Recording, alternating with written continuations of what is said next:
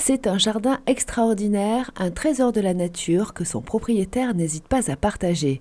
L'écomusée de Sainte-Rose regroupe plus de 600 espèces végétales, dont des plantes médicinales. Je vais te présenter le zébapic.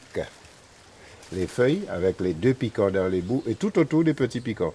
Alors c'est ça qu'on appelle le herbapic, plante qui peut traiter aussi le paludisme.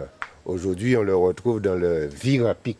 On peut aussi s'en servir dans des tisanes, tu vois là.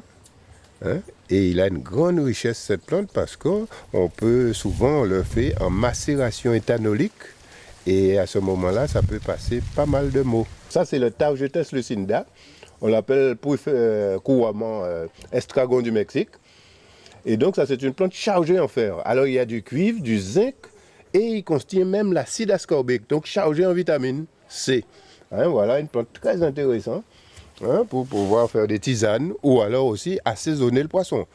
Le poivre de Guinée, c'est dommage qu'on ne peut pas mettre le parfum dans l'appareil.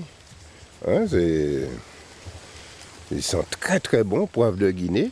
Alors, ils rentrent dans la composition du VIX. Ce que Jocelyn Rombaud aime par-dessus tout, ce sont les échanges avec les visiteurs. Il n'en finit pas de leur livrer ses petites astuces. Nos grands-parents, ils appellent ça feuille à mal-tête. Feuille pour maux de tête.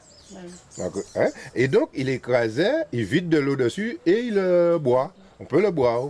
Cette plante est chargée dedans. C'est ça, si vous voulez, c'est un vasodilatateur. Alors, lorsqu'on a maux de tête, on a les petits vaisseaux qui se rétractent. Et si vous le buvez, alors il est chargé en caféique. C'est le caféique qui fait qu'il détend. Ça, c'est herbe de charpentier.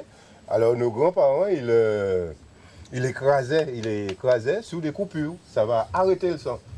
Carrément, ça arrête le sang. La mousseline, en tradition, en Guadeloupe, c'est pour garnir les voitures de mariage. Par contre, il faut savoir qu'en Europe, on a utilisé comme antioxydant.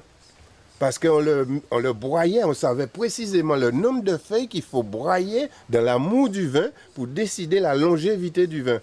Donc c'était un antioxydant très puissant. C'est encore, voilà, pour tout ce qu'on peut faire avec la mousseline. La visite s'achève, mais c'est promis, on y retournera.